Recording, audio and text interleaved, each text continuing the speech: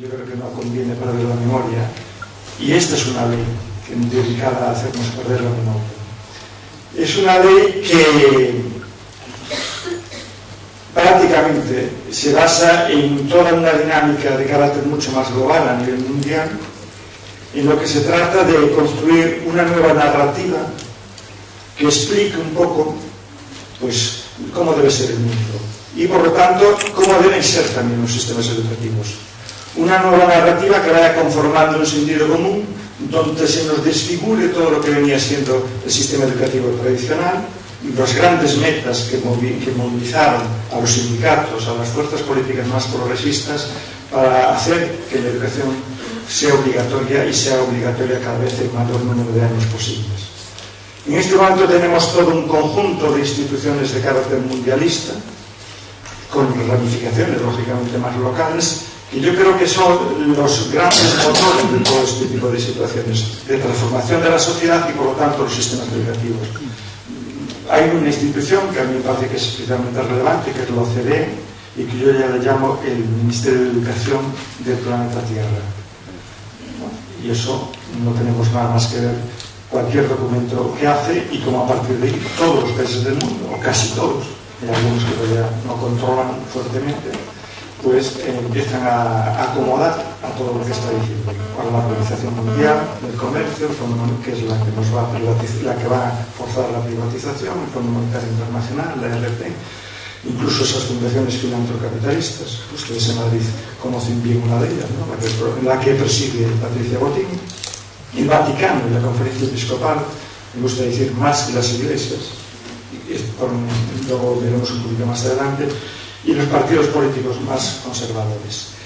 Es una nueva narrativa donde, de pasar de preocuparnos por las desigualdades sociales, las desigualdades económicas, las desigualdades culturales, de repente empezamos a ver que lo único que ya que nos preocupa y que debe ser la finalidad y motor de todas las decisiones sobre los sistemas educativos es la necesidad de una economía productiva.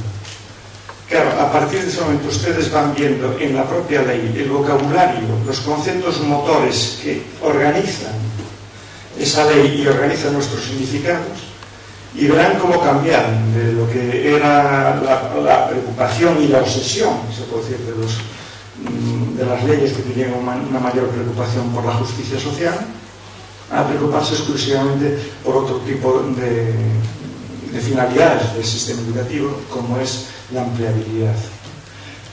A partir de ahí verán como palabras como empleabilidad, calidad, eficacia, evaluación, competencias, estándares, participación, buenas prácticas, entre comillas, innovación, acreditación, excelencia, dominan todo el discurso. Busquen las otras palabras: autonomía, justicia, responsabilidad, capacidad crítica, libertad, tolerancia, colaboración, creatividad, autorrealización, colegialidad, reflexividad. Todo este lenguaje se nos fue desplazando. Y el otro, incluso algunos conceptos que lógicamente son muy polisémicos, ya no los definen en una determinada dirección, ¿no? De hecho, que hablemos de calidad y que hablemos de excelencia, pues todo el mundo aceptaría y estaría de acuerdo con eso, que esos son los grandes objetivos. Lo que pasa es que tal y como los definen, ya hasta nos horrorizan, ¿no? Porque lo resignificaron en otra dirección.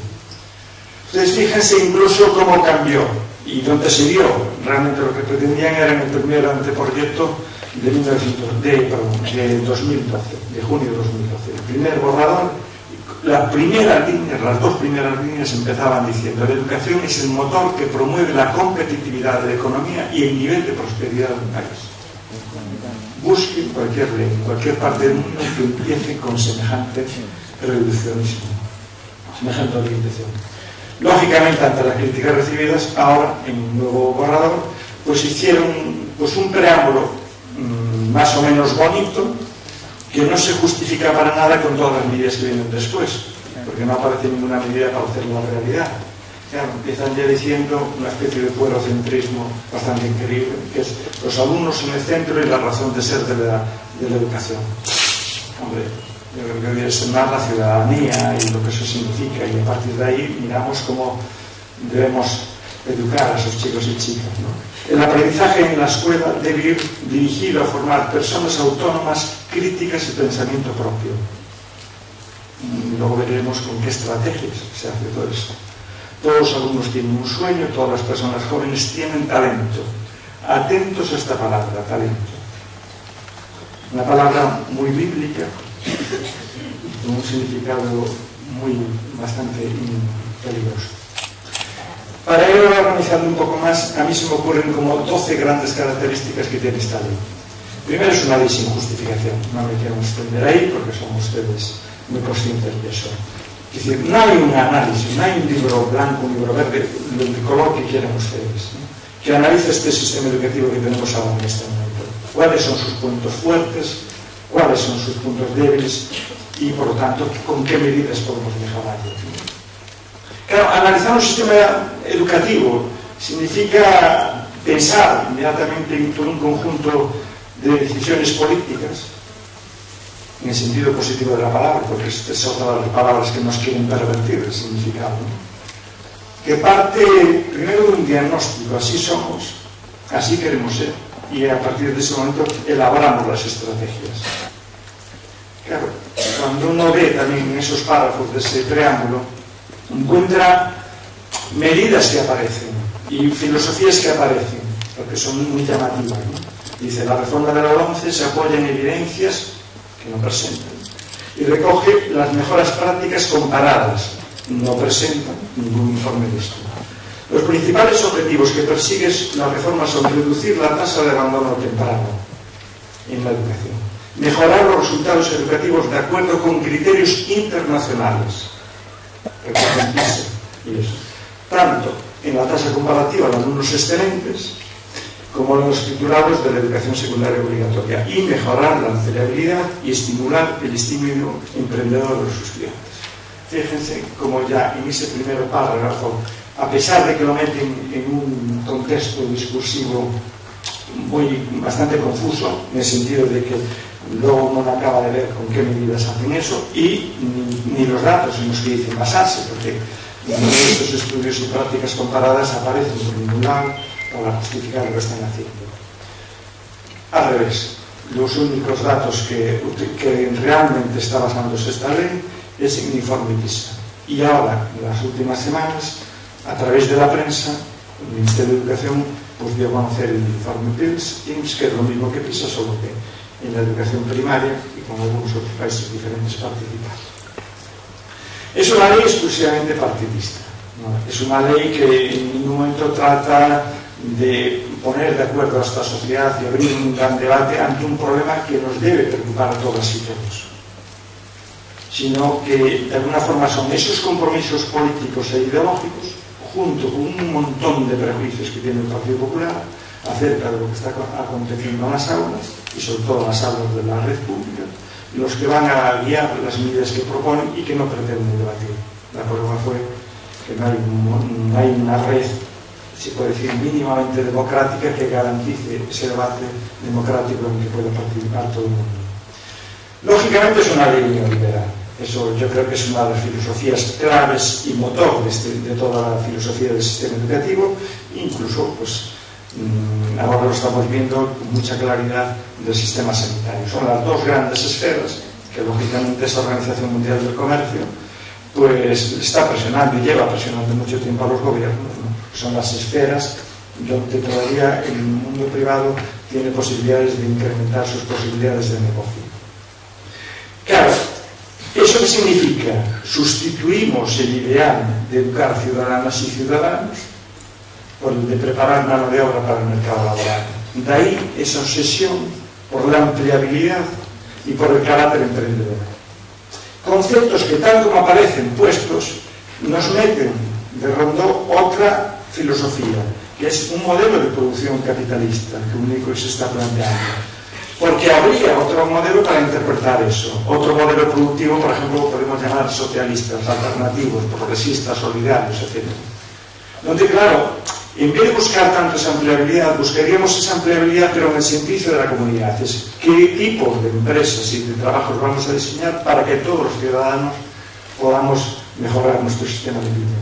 Y claro, y hay frente al emprendimiento del empresario capitalista está un emprendimiento socialista o más solidario, que decir, es formar personas que abren y montan empresas a nivel colectivo al servicio de toda la comunidad, para mejorar esa comunidad, no para enriquecerse quien tiene la suerte de idear determinado modelo productivo y acompañarlo del suficiente marketing para hacernos a todas las personas satisfechas si no compramos sus productos.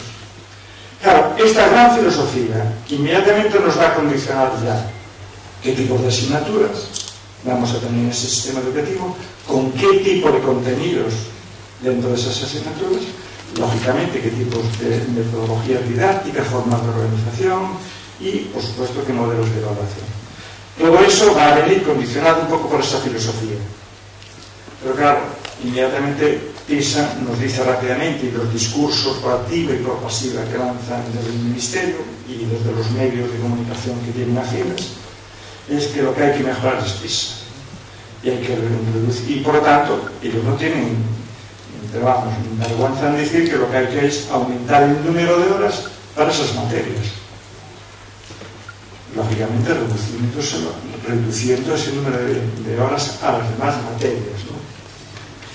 Materias que deberíamos decidir sobre la base de formar una ciudadanía democrática preocupada por la justicia y cada vez más solidaria. Lógicamente no abre la más mínima posibilidad al debate sobre la cultura básica. A mí realmente es una de las cosas que más me está preocupando en este país. Es decir, no hay un espacio que debata realmente qué contenidos, qué materias deberían estudiar los estudiantes, de qué forma y con qué contenidos y qué grandes temáticas específicas hay dentro. En un mundo que tiene montones de revoluciones culturales, de producción del conocimiento, de todo, y seguimos con la misma articulación de hace siglos de las asignaturas, y a lo mejor hasta de los contenidos que hay dentro. Todo ese tipo de debate está cerrado, no aparece. No se abre, y no solo no se abre, sino que el Ministerio le dice, de estas materias yo decido los contenidos todos. Y por si acaso ustedes dicen, bueno, ya me los interpretaré yo, ni de broma. Yo defino los estándares de rendimiento y pongo las pruebas de evaluación. Como tal, nos cerraron todos. Imagínense algunas materias decididas por este ministro de la reespañolización. Por supuesto, no hay ninguna estrategia para la actualización de esos contenidos y mirar, pues, una cosa que debería ser preocupante y que está debajo de cualquier análisis de fracaso escolar, es que los estudiantes hoy siguen preocupados y preguntándose, ¿esto para qué sirve?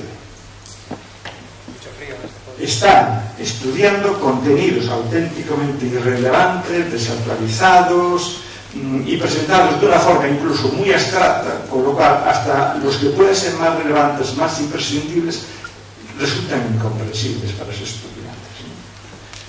Claro, y me interesa resaltar una cosa que es básico y que seguro que ya cayeron ustedes muchísimas veces en la cuenta. PISA solo mide tres cosas.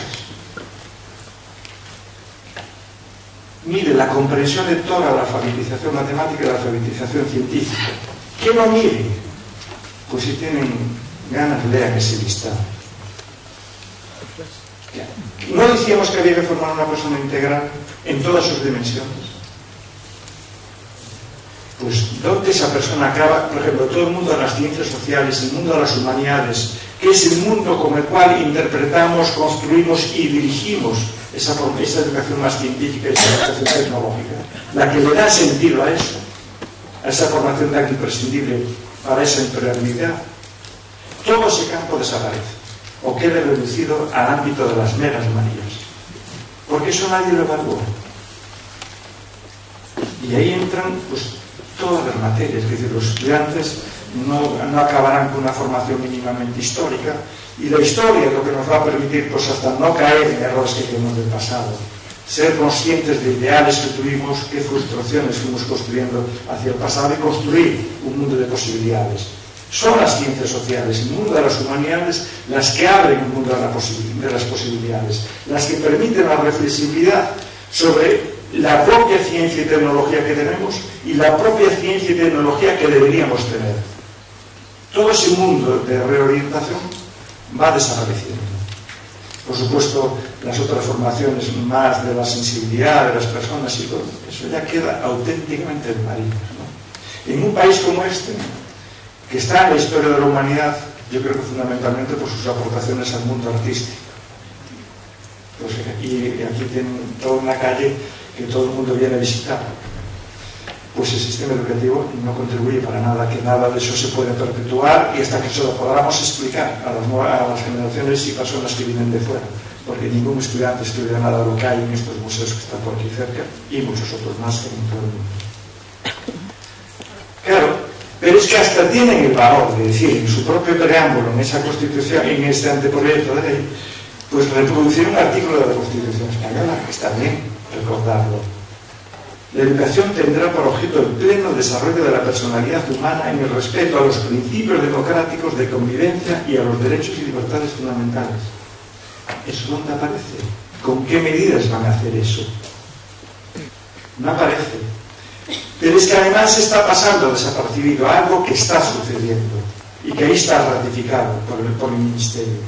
El anterior gobierno socialista ya dejó firmado y admitido que además en la prueba de PISA de este año, que será pública el próximo año, además de la alfabetización lectora, de la alfabetización matemática y científica, hay que meter la educación financiera. No la educación económica, cuidado, que es muy diferente. Y si ustedes van mirando las medidas que fueron sacando, los informes, los documentos de la propia OCDE sobre esta materia, que son cantidad, y a mí sinceramente me extraña el silencio que hay sobre esta temática, pero yo les voy a reproducir lo que tienen esos organismos, no lo que me invento yo. Ahí está claramente, y eso ya lo decía antes, los contenidos obligatorios, los recursos didácticos, la formación del profesorado le corresponde a la Comisión Nacional del Mercado de Valores, al Banco de España y al Ministerio de Educación. Y hasta crearon un portal que al principio se llamaba GPS, para que no perdamos, no nos desorientemos, y ahora llaman finanzasparaTodos.es, pero que ustedes marcan incluso GPS y ya verán cómo entramos muy bien ahí. Eso viene de una obsesión que tiene la OCDE y que fundamentalmente yo la detecto fundamentalmente a partir del año 2003, por toda una serie de comités y cuestiones que montaron dentro de esa institución para ver la formación de ese tipo de estudiantes y de cómo podríamos formar a esos estudiantes con ese tipo de formación. El G8 tiene declaraciones muy contundentes sobre la necesidad de incorporar todo eso y la OCDE tiene una red enorme de cosas de esas. El Banco de España y la Comisión Nacional del Mercado de Valores ya editaron en el 2008 un plan de educación financiera también inmediatamente. Pero para que vean más claro, esa educación financiera no se va a aplicar en todos los países de la OCDE. Los primeros a los que se les va a aplicar son 18 países. Ahí tienen el listado: España, Australia, Bélgica, Brasil, China, Colombia, Croacia, Eslovaquia, Eslovenia, Estados Unidos, Estonia, Francia, Israel, Italia, Letonia, Nueva Zelanda, Polonia y la República Checa. Curiosamente, los que sacan mejores rendimientos no están. No están Suecia, Noruega, hasta la propia Alemania. Pero fíjense el argumentario. Y aquí ven claramente la filosofía de esta materia. Un documento de la OCDE de 2012 que les pongo, yo lo único que hice fue traducir a castellano. Y si no me falla mucho en inglés, dice: los argumentos para introducir e incorporar en el sistema educativo la educación financiera, dice, la creciente transferencia de riesgos a los hogares, que son cada vez más responsables directos de las decisiones financieras esenciales para su bienestar en el futuro, debido principalmente a tres grandes sucesos. Uno, las grandes transformaciones que sufrirán las pensiones de jubilación. Dos, una mayor responsabilidad individual en los asuntos relacionados con la salud y la enfermedad. Y por tanto, la necesidad de contratar seguros personales para garantizar la cobertura sanitaria. Tres, la importancia para las familias de planificar e invertir adecuadamente la educación de sus hijos e hijas. Es decir, es una educación para acostumbrar a la gente a que invierta se endeude, pide préstamos y cosas por el estilo. Uno de los informes últimos que yo acabo de ver dice que todos los estudiantes norteamericanos, por ejemplo, que acaban una carrera universitaria, el 80% de ellos acaban todos con una deuda, con una hipoteca que tienen que pagar, un préstamo que tienen que pagar a los bancos. Y en este momento la misma crisis, la burbuja financiera que nosotros tuvimos de la construcción, la están teniendo ellos con los estudiantes que acabaron sus carreras, empezaron a trabajar y que no, su mercado laboral no nos permite ganar aquellas cantidades de dinero que les permitirían ir cubriendo y pagando sus aportaciones mensuales, etc. Claro, ahí tienen una serie de noticias que fueron apareciendo. Hay un montón de documentos y de líneas de intervención que lleva desarrollando la OCDE, los principales ejes a través de los que están convenciendo a los gobiernos de que hagan este tipo de educación, que ya digo, es educación financiera. En ningún momento añaden o hablan algo de educación económica, ¿no? Que sería una filosofía totalmente diferente. Es la que tú piensas en los modelos productivos que hay en esa sociedad, cómo podemos mejorarlos, cómo todas las personas pueden vivir mejor y cómo podemos evitar la explotación. Ningún financiero se preocupa de eso. Y para que vean que las cosas suceden, aunque no hay mucha publicidad, aquí en Madrid, en el mes de mayo, tuvieron el primer congreso mundial, o la primera conferencia mundial de educación financiera. En la red todavía se puede bajar, creo, si no lo retiraron, todo el programa de los intervenientes. Verán a quién le preocupó eso, quién asistió hoy. Pues toda la gran banca, ni una sola representación de lo que podemos llamar la banca solidaria y de la alianza global esta que hay de la banca solidaria, donde está Triodos y otro tipo de bancos, sino solo eso, las agencias esas de rating y la Comisión Nacional del Mercado de Valores, gente de ese tipo, de todo el mundo. Digo porque da la sensación de que estas cosas no están ocurriendo y no aparece para nada ninguna referencia de esto a la 11, pero si el próximo año aparecen los resultados en el informe PISA, ya se puede imaginar que en ese 50% o más que dicta el Ministerio incluirán algo relacionado con esto. Es decir, es una ley además destinada a mercantilizar clarísimamente el sistema educativo. Es decir, es reforzar todavía más, acelerar todavía más la política de promover la privatización de los centros escolares. Y eso se hace con dos medidas muy fáciles. Una medida, que es la que yo dije, las evaluaciones externas, y otros son los rankings de los centros. Es obligatorio ya que las familias, antes de matricular a sus hijas o hijos en un centro, reciban la información de los rendimientos que está teniendo el alumnado en ese centro. Claro, lo que se trata es de construir y visibilizar la idea de que las instituciones públicas funcionan mal. Esa es la gran obsesión que hay. Y no se les ocurre tomar medidas para intervenir sobre ellas. No, visibilizar, acentuar eso, exagerar eso, para que la gente se reoriente a otro tipo de instituciones. Y hay como 14 efectos que están súper estudiados, que hay cantidad de documentación, que nos hablan de la peligrosidad de ese tipo de evaluaciones con indicadores, de esas evaluaciones nacionales, todo eso. Hay cantidad de evaluaciones, incluso personalidades importantes que estuvieron a la cabeza de eso. Mire, una de lo que podríamos traducir en España como la secretaria de Estado de Educación, Diamond Ramos, que fue secretaria de Educación con Bush, con Clinton, todo eso. Fue una de las principales promotoras y principales creyentes en todo eso, en la necesidad de estimular la competitividad, de evaluar externamente y de hacer rankings. Estuvo dedicando más de una década a ese tipo de política desde instituciones de gobierno. Su último libro es un alegato contra esto, diciendo, hemos metido la pata. Y tiene todo un libro decidiendo y analizando la perversidad de estas medidas. Y en este momento hay un documental que se llama Waiting for Superman, o sea, esperando por Superman. Y en España lo subtitularon muy mal, todo esto es muy peligroso. Porque a las escuelas concertadas les llaman escuelas públicas experimentales. No, es así. Pero bueno, están incluidas.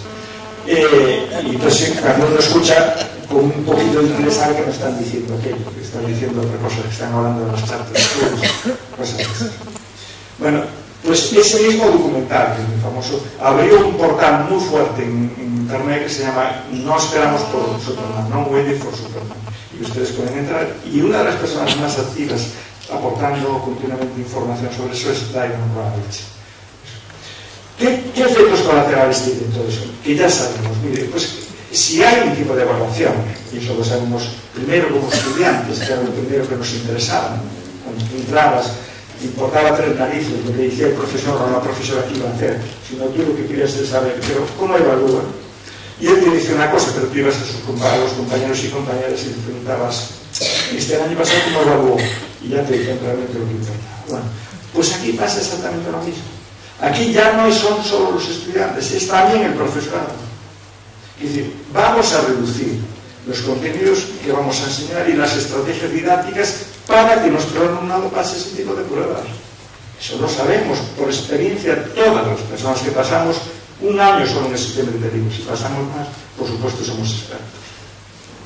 A partir de ese momento, profesorado y estudiantes se acomodan a lo que demanda ese Estado, pero no como lo demanda, sino hasta cómo lo interpreta el Estado.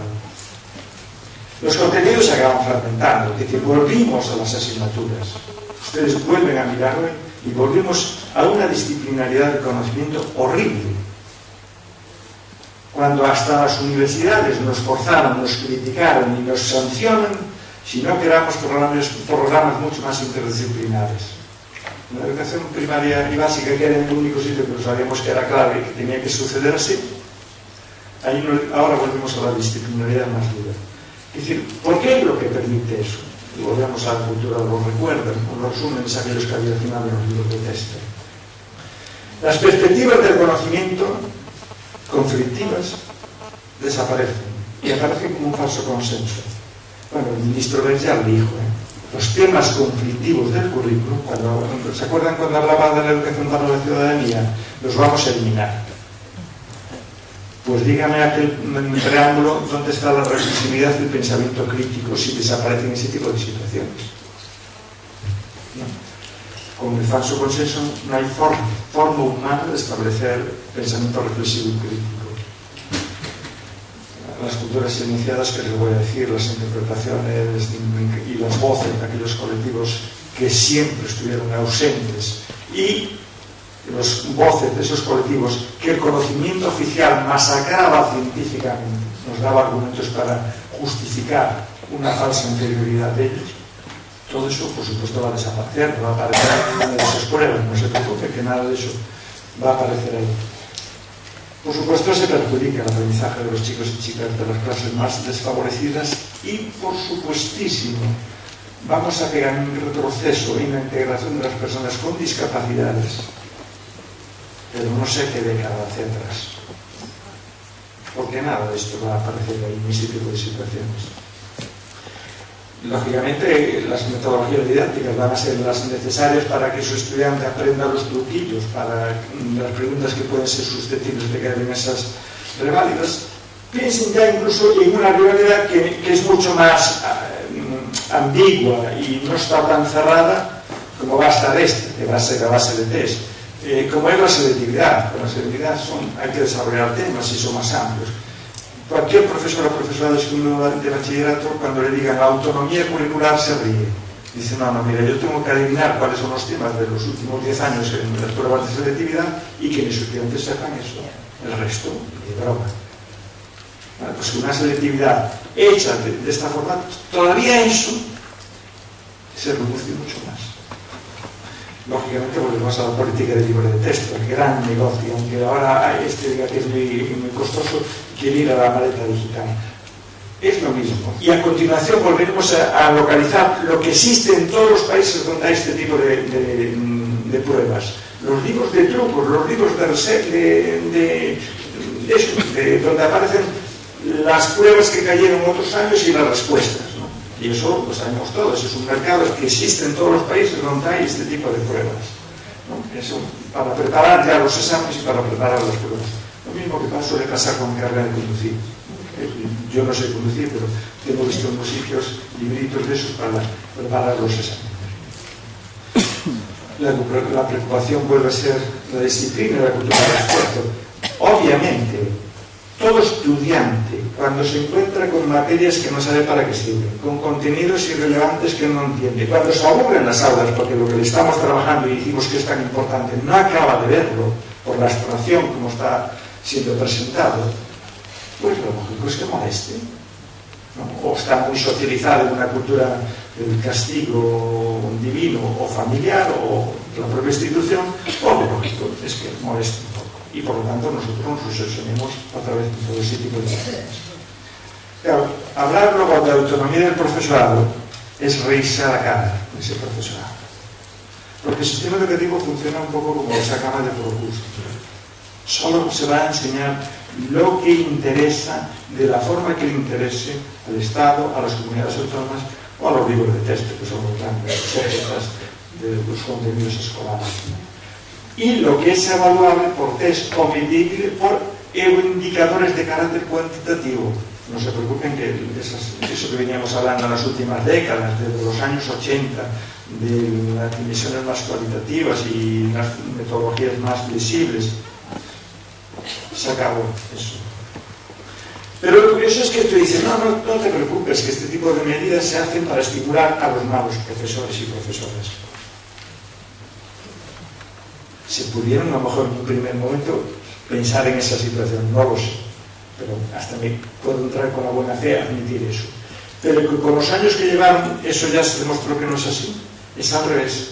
Aquellos profesorados que hacen innovaciones más radicales y más interesantes y donde implican a alumnados que piensen, por ejemplo, toda la dinámica que llevábamos en las últimas décadas de los métodos de proyectos, métodos más globalizados, cosas de ese tipo. Eso no casa, o es muy difícilmente te garantiza que tus estudiantes puedan someterse a ese tipo de pruebas. Por lo tanto, lo que va a servir es para que ese tipo de estrategias vayan desapareciendo, porque corres el riesgo de que tus estudiantes no aprendan de esa forma. Las relaciones profesor-administración ya hace tiempo que dejaron de ser de colaboración y de que estábamos todos en el mismo barco y pasaron a ser de sospecha y de temor. Con este tipo de sanciones mucho más. Piensen ustedes cómo se sancionan en la propia ley ese tipo de cuestiones en función de los rendimientos que va a tener nuestro alumnado. Es decir, se nos achaca al profesorado que el alumnado depende de nosotros. Hay un informe que hizo Ibn Hanusik, que es un economista de la Universidad de Stanford, y dice, el 10% de los resultados de las notas de los estudiantes en los test, menos del 10%, dice, se debe a la calidad del profesorado. Dice, 5 veces más importancia tiene la pobreza de ese alumnado, las condiciones de pobreza de ese alumnado. Y es un economista que no es muy sospechoso de izquierdista y cosas así. Lógicamente es el instrumento para construir los rankings. Que el resultado de esas pruebas en los rankings es proporcionarle a las familias esa información cuando matriculan a sus estudiantes, a sus chicos y chicas. Se incrementan los niveles de burocracia y miren por un momento que dicen de recorte, que están preocupados por la escasez de dinero. Una medida de este tipo cuesta mucho dinero. Ustedes se imaginan, ya no digamos que abran la posibilidad de agencias de evaluación externa, que no la van a abrir, que ya la controlarán ellos bien, por supuesto. Pero es igual, esa propia agencia se va a gastar muchísimos miles o incluso algún millón de euros en la construcción, validación, revisión y aplicación de esos test en las aulas. Eso cuesta mucho dinero. Pero algún negocio hará algunos amigos. Y lo que les decía es que encima todo esto vuelva a entronizar como filosofía de evaluación y de medición del sistema educativo el positivismo, como la única epistemología válida en educación. Después de décadas que llevamos ustedes hablando de investigación-acción, investigación cualitativa, investigación hermenéutica, de todo tipo, pues eso no casa con eso, es demasiado costoso. Se podría hacer así, pero eso sí que ya económicamente no les puede imaginar lo que significa eso. Claro, reforzamos la idea de un Estado panóptico, de un Estado evaluador, ¿no? Que nos está primero ya desconfiando de todas todos los profesores y profesoras, de toda la propia comunidad, y nos tienen que decir todo lo que tenemos que hacer, cómo tenemos que hacer, considerando que somos auténticamente inútiles. Claro, y todos sabemos que en esos resultados escolares hay dimensiones que influyen y que son condicionantes. Es decir, influye y condiciona los resultados de nuestro alumnado el capital económico y cultural de las madres y padres. Y PISA hasta lo mide y nos dice clarísimamente, cuando analizas eso vas viendo que esa dimensión, es decir, el que una familia tenga un capital cultural importante, sobre todo la madre, por aquello de que en nuestras sociedades todavía siguen siendo muy machistas y por lo tanto es la que se preocupa más de la educación de los hijos e hijas, eso decide un porcentaje importante de las notas de ese alumnado.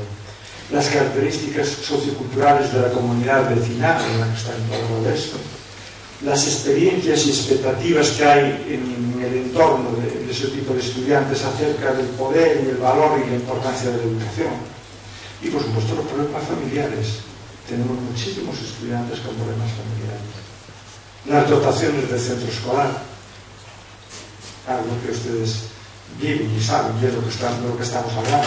La política de recortes aquí en esta partida es brutalísima.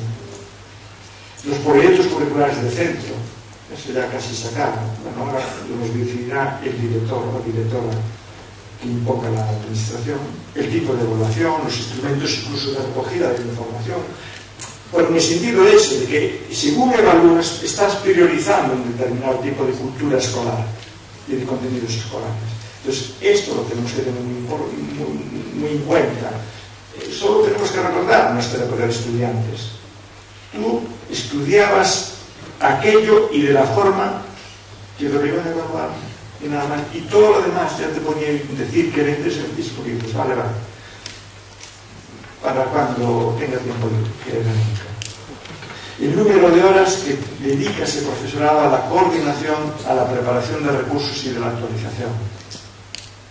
En una ley como nos acaban de aprobar hace poco tiempo, donde nos aumentan todo eso.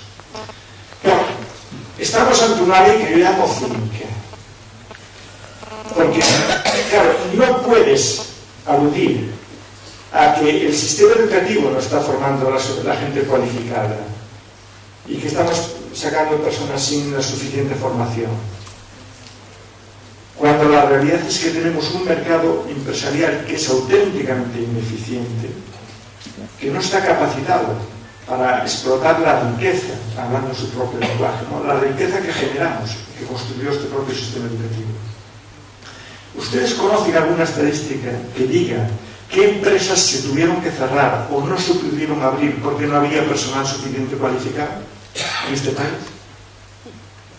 En un país cuyos profesionales se los están reclamando los países más poderosos del mundo. Pero es que los datos son tozudos. Estamos a la cabeza de Europa en jóvenes con sobrecualificación. Las personas que están trabajando en este momento entre 25 y 29 años, en el 2007 ya tenían sobrecualificación. Estábamos a la cabeza de Europa. El 48% de las personas que estaban trabajando estaban en puestos que se referían, que se precisaba menos cualificación para desempeñarlo, ¿no? Cuando la media de Europa está en el 22-23%. Que expliquen esto y que nos digan qué reorientación hay, o sea, qué empresas hay que precisan qué. ¿Dónde están ese tipo de datos?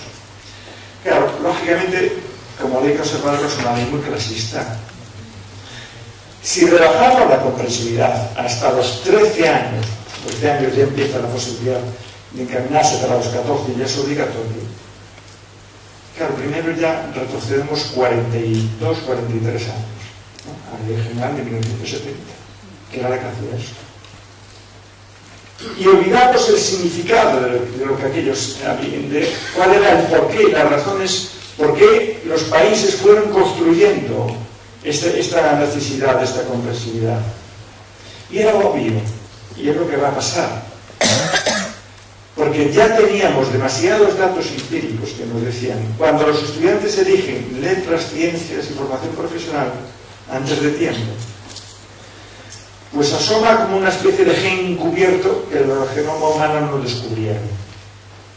Y era que las clases sociales más desfavorecidas, mira por dónde, o si iban para afuera de una formación profesional, las clases medias bajas iban para letras y las clases altas iban para ciencias. Eso sí, cada uno diciendo su talento. Es que a mí no se me dan las matemáticas. A mí no, pero sí, a todos se les daban las letras en esas clases medias.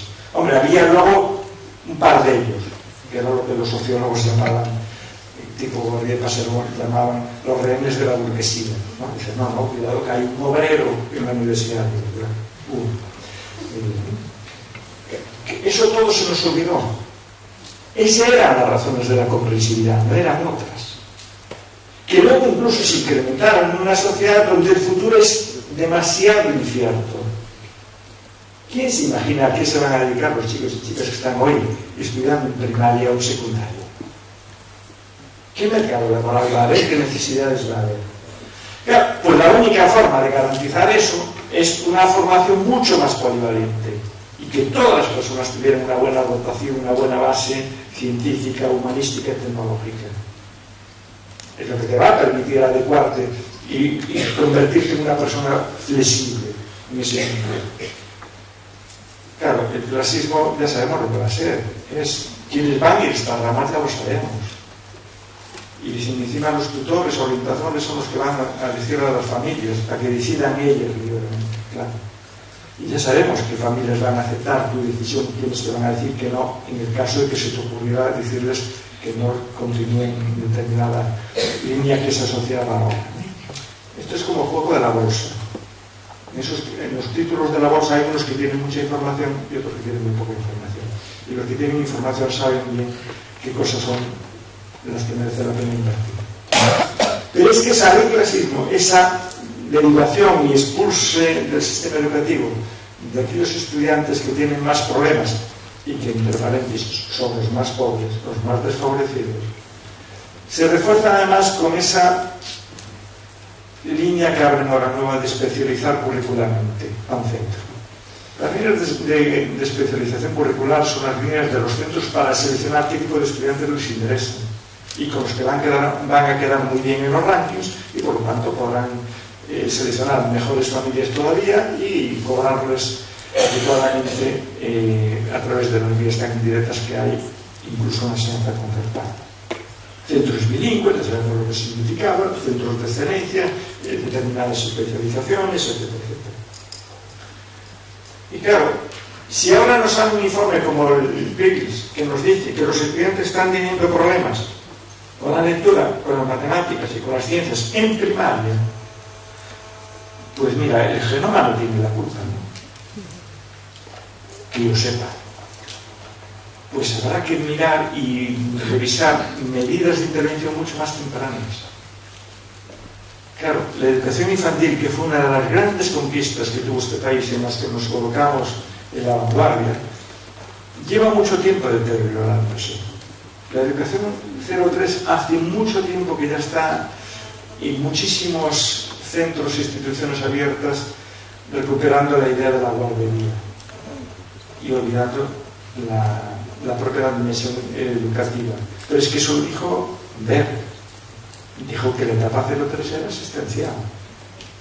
A ella les importa tres narices. Queda ahí. Eso donde las familias más acomodadas están todavía estimulando a la mujer ya cuando está embarazada. Porque el instinto de que lo fe, no parece, no. O sea, el feto recibe estímulos. Y por lo tanto, imagínense. O sea, cómo la información que tienen unos les permite hacer unas cosas y la desinformación que tienen otros, pues todavía eso, tenemos unas clases sociales muy desfavorecidas que piensan que los niños y niñas no deben trabajar en la educación 06, porque ahora tienen el concepto de trabajo alienado, un trabajo como realizador y potenciador de esa persona. Y claro, nos aparece como medida que redistribuye esto el esfuerzo, pero sobre todo el talento. Les encanta la palabra talento. Dicen, no, queremos que en función de los talentos. Claro, los talentos son potencialidades que construimos en un determinado entorno. Es el resultado de, ya digo, en el genoma humano no apareció ninguna posibilidad de ese talento. Entonces, cuidado con esa perversidad, porque es lo que lleva tiempo. Aquí llevamos ya hace mucho tiempo, cuando manipularon un concurso de selección que hubo de personal, lo explicó claramente, porque dijeron, es que oiga, lo sacaron solo ese tipo de personas, y dijeron, claro, es que la inteligencia se divide, era para ayudar. Y no pasa nada. Vuelven con esta palabra, es muy peligroso, y si leen a San Mateo, te olvidan. El San Mateo famoso. Claro, pero ahora metámonos en la realidad de esta España de hoy. Y cojan ustedes el informe de UNICEF de 2000 y nos dicen, cuidado, la pobreza infantil está creciendo, una barbaridad. Y desde los meses que se hizo este informe hasta lo que llegamos hoy, aumentó. Porque todos los meses aumenta el paro. O sea, es muy fácil decirlo. Mientras eso siga aumentando, estas cifras se van incrementando. Tenemos 2 millones, más de 2 millones de niños y niñas que viven en hogares por debajo del umbral de la pobreza. La pobreza de los estudiantes menores de 18 años es el 24% de la población, está en esa categoría. El número de hogares con niños y niñas que tienen a todos sus miembros adultos sin trabajo se incrementó una barbaridad, ¿no? Y se sigue incrementando mes a mes, porque las cifras de paro siguen creciendo. Y encima decía el informe que cada niño, cada niña que nace actualmente en España tiene una deuda pública de 15.570 euros. Revisen los datos de todas las instituciones públicas de la red, que depende del gobierno y que de alguna forma tiene repercusiones sobre esa infancia, ¿no? Las políticas de sanidad, las políticas sociales y las políticas de educación. Los recortes son brutales. Es decir, ante una infancia que necesitaría incrementar todavía los recursos que le destinábamos, encima se los recortamos. Tienen ahí todos los datos, o sea, y eso lo sabéis ustedes bien, en todas las partidas que hay ahí. Pero es que encima hay toda una serie de medidas que caracterizan y que explican mucho de lo que pasa en nuestro sistema educativo. Tenemos muchos estudiantes extranjeros en el sistema educativo, que está bien, porque es una sociedad que vivimos que es global y que hay movilidad, aunque ahora los intentan echar para afuera. Pero, cuidado, ese extranjero, que es la palabra que utiliza el Ministerio, incluye procedencias muy diversas. Europa, América del Sur, África, etc. Y se distribuyen muy irregularmente. Algunos van muy pocos a la enseñanza privada, pero claro, es que yo cuando salió esta primera estadística me quedaba asombrado porque había como muchos en la red privada que había que pagar. Y diciendo, uy, ¿cómo va a haber extranjeros ahí? Claro, hasta que me di cuenta que los alemanes, los ingleses y los locos son extranjeros, ¿no? Y ya tenía distorsionado el concepto y estaba mirando otro tipo de niños y niñas que los vía solo en la pública. Hombre, alguna concertada de la iglesia, que no sé, están muy bien organizados y entonces siempre hay un sector de la iglesia que escoge y se preocupa de este tipo de gente, pero son solo uno en cada ciudad, más o menos. El resto ya están en otro tipo de situaciones. Y hasta recuerdan que hace unos años el defensor del pueblo le tiraba de las orejas al gobierno diciendo que era escandaloso la concentración que estaba diciendo de estudiantes en las redes públicas y concertadas, ¿no? Y la distribución pues, por comunidades es clave. Es decir, porque la media española es una media muy diferente según se mira en cada comunidad. Los ricos compensan, o sea, los pobres compensan a los ricos, se hace que los ricos no aparezcan tan ricos, ¿no? Porque lo distribuyen, cosas por el estilo. Pero uno va mirando y las comunidades móviles, pues lógicamente, este alumnado lo elimina más rápidamente y lo concentra en esas redes privadas. Claro, pero es que además en la población gitana que tenemos datos que son preocupantes y que están ahí. Es que no se nombra la palabra población gitana, cuando en una ley como esta es un colectivo suficientemente importante como para que tuviera que aparecer. Y hubiera medidas para algo de eso. No hay nada de eso. Y los datos estadísticos son muy fuertes. El 80% de la población gitana abandona antes de finalizar la ESO. Claro, y esto además se cierra, además de todo ese tipo de recortes, con las reválidas, que ya digo, es volver a modelos de hace 40 años, etc. Claro, es una ley muy conservadora, además porque aquello que decía de formar personas responsables, cívicas, etc., desaparece. Es que desapareció la educación de la ciudadanía y los derechos humanos, y me importa poco hasta que fuera como asignatura, sino todas las materias y núcleos que podían trabajar esto. Eso sí, si leen un poco más detenidamente el último borrador, ven que desapareció aquella materia que se llamaba educación cívica y constitucional, que era la que pretendían sustituir la educación para la ciudadanía, sin los temas conflictivos, decía, y ahora la colocan como transversal, después de los éxitos de la educación transversal en este país. Entonces dice, pero este es un contenido transversal para todas las mujeres. O sea, el cinismo es auténticamente increíble, etc. Claro, y lo curioso es que la ética queda optativa, porque claro, quien va a definir las metas, los valores, las interpretaciones del mundo, para unos va a ser la religión y para otros va a ser la ética. Claro, pero cuidado, que no es cualquier religión, es la religión católica, tal como lo interpreta y abandera el Vaticano y la Conferencia Episcopal. Es decir, es la religión que consolida o instala a aquellos estudiantes que la empiecen a cursar valores como la obediencia, entre paréntesis, sumisión, el sacrificio, o sea, el trabajo alienado, la caridad frente a la justicia, el esfuerzo ante la explotación, la paciencia ante las injusticias y el sufrimiento frente a la sinrazón y los abusos. Y aquello de la educación reflexiva y crítica, ¿con qué se consigue? Con esta religión. Porque subraya es esta religión, porque hasta podría haber otro tipo de religión. Claro, yo decía, ustedes imagínense que este país fuera dominado por la teología de la liberación. Ni de broma, no la decidiría como obligatoria. Lo digo porque para hacer ver que muchas veces no es tanto la asignatura cuanto lo que esa asignatura conlleva por detrás, ¿no? Porque una teología de la liberación pondría mucho énfasis en la justicia social, en el compromiso con los pueblos y las personas más oprimidas y desfavorecidas, en la cooperación y cosas por el estilo. El Vaticano y la Conferencia Episcopal no hacen eso, ¿no? Cosas por el estilo. Es una ley sexista, ¿no? ¿Qué les voy a decir? Si ya lo saben. Frente a las sentencias y la argumentación que debería tomar en consideración esta ley, ¿no? Si tenemos la constitución que tenemos y no la van a variar, lo lógico es que aceptasen la interpretación de un tribunal constitucional.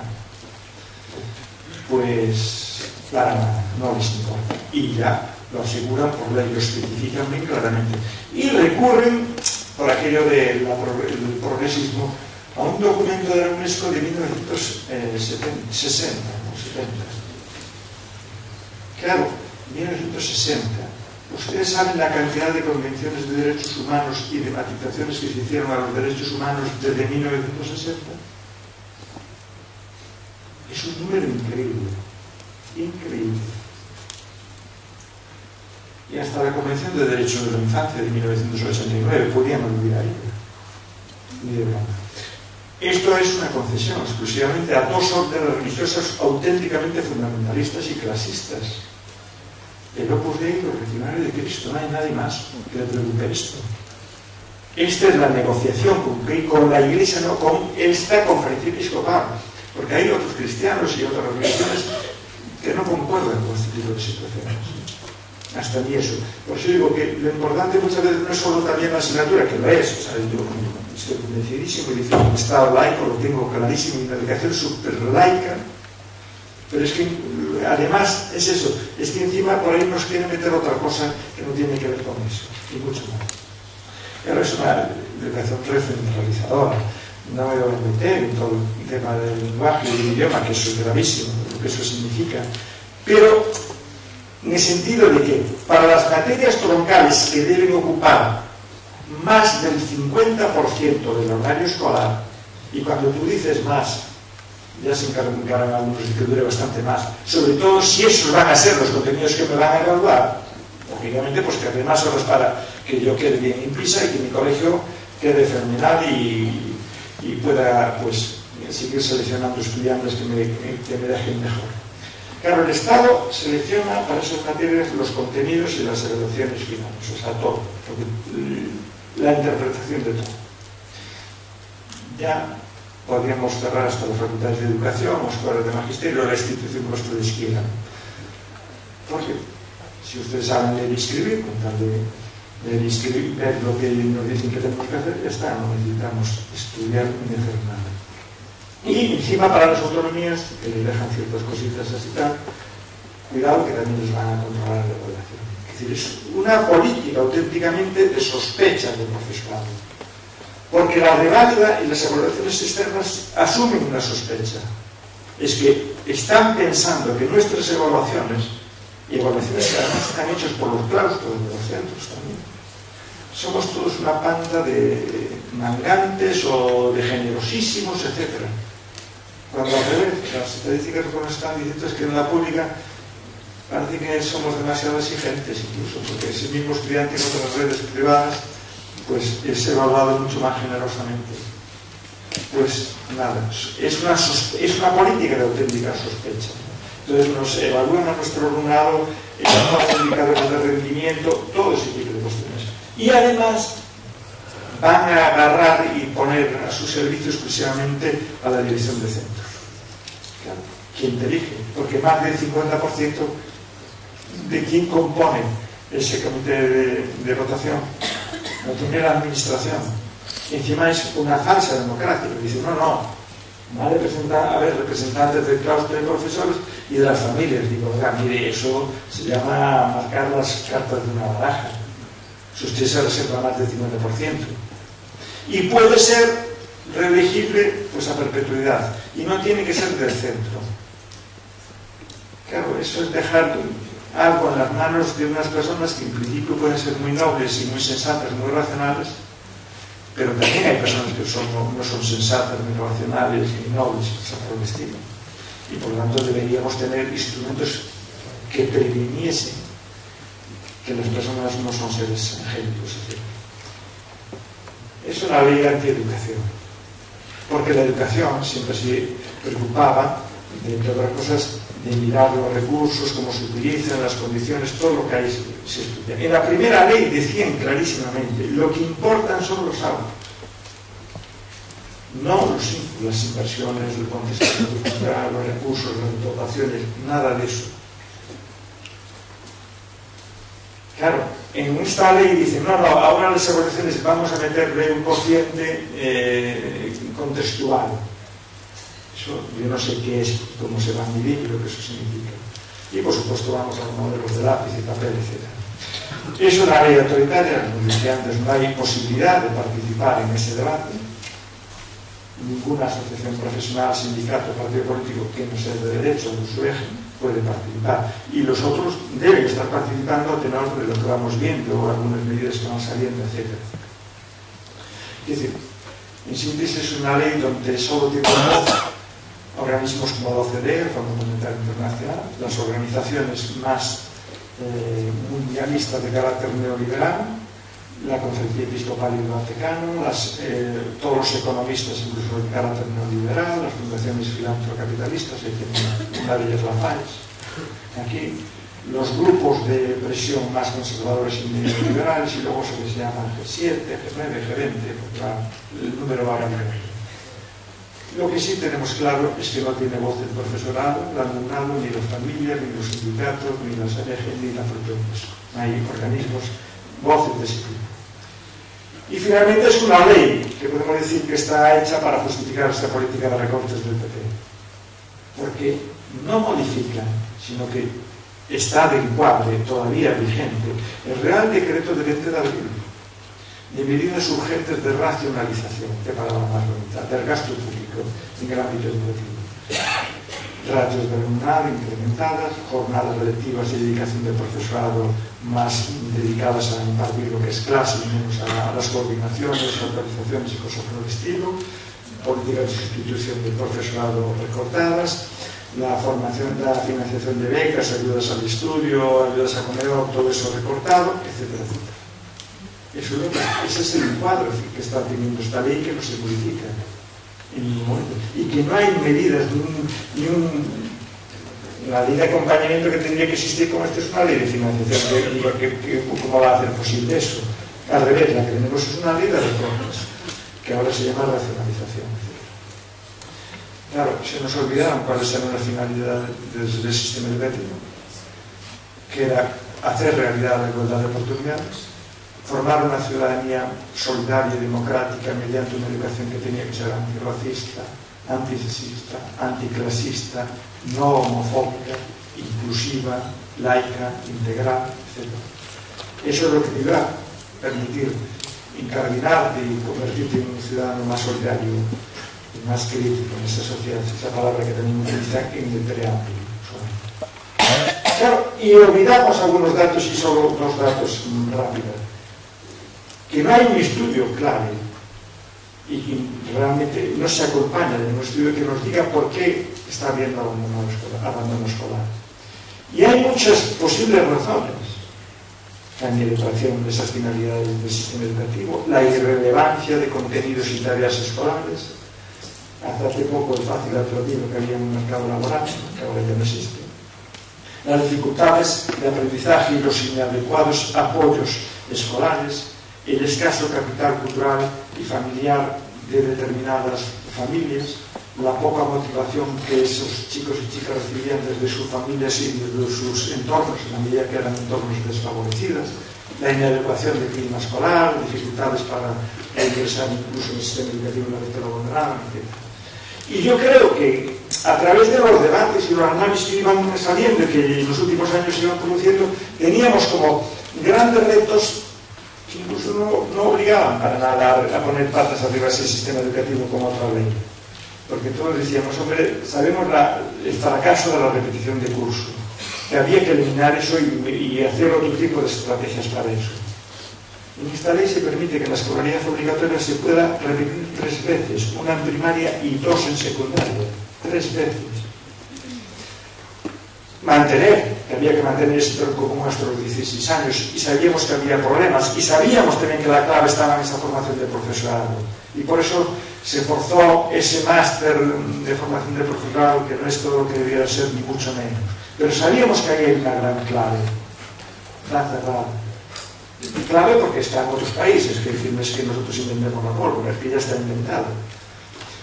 Había que ofrecer una gran variedad de materias optativas, porque las matemáticas se pueden aprender de 80.000 formas, y a través de 80.000 estructuras disciplinares o de organización de contenidos diferentes. Y ahí estaba la clave.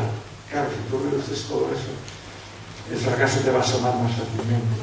Prestar atención a los proyectos curriculares de centro, garantizar el laicismo, impedir la selección, segregación y los agrupamientos de estudiantes por sexo, etnia, clase social y capacidades, que es la gran realidad en este país. Reducir el número de docentes que imparten materias para las que no están capacitados, eso también lo sabemos.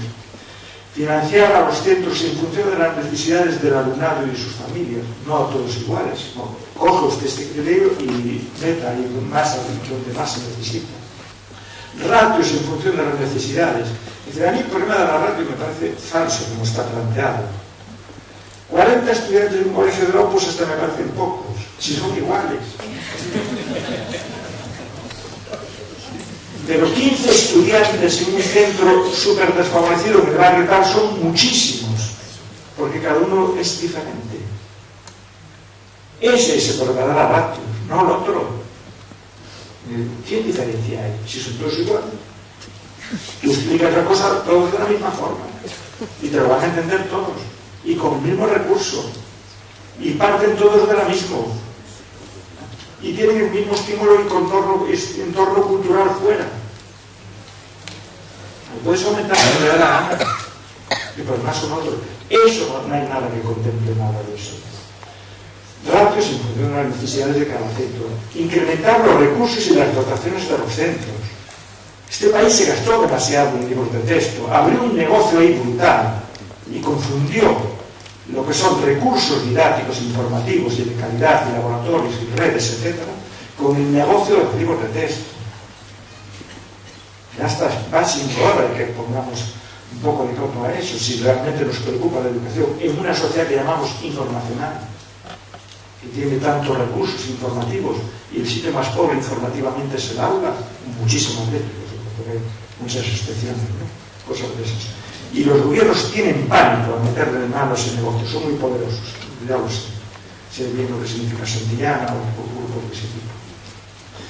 Incrementar los recursos y dotaciones, atraer, algo que hasta la propia CD dice algunas cosas muy interesantes en algún momento, y por ejemplo, es un eslogan que ellos tienen, dice, atraer, apoyar y retener al profesorado más competente en los centros con mayores dificultades. La política está al revés, eso se va a otro. Claro, eso es una carga de dinamita contra la función de sus sistemas educativos, de la igualdad de oportunidades, de formar esa ciudadanía solidaria y democrática, de convertir y crear una ciudadanía activa a través de una educación inclusiva. Pero en el sentido radical de la palabra, ¿no? Un proyecto político que está destinado a identificar y superar todos los obstáculos que impiden o dificultan acceder a las instituciones escolares, participar democráticamente en esas aulas y tener éxito. O sea, la educación inclusiva, sacando el reduccionismo que muchas veces algunas personas llevaron solamente hacia el mundo de las personas discapacitadas, la educación inclusiva debe ser un modo de desmontar toda esa arquitectura de exclusión y de desigualdad de oportunidades que existe en esta sociedad y, por lo tanto, de construir y evitar la propia autoculpabilidad y autoodio que muchos, demasiados estudiantes también aprenden dentro del sistema educativo. Yo creo que la educación pública todavía es posible, pero la última palabra la tenemos cada uno de los que está aquí. Gracias.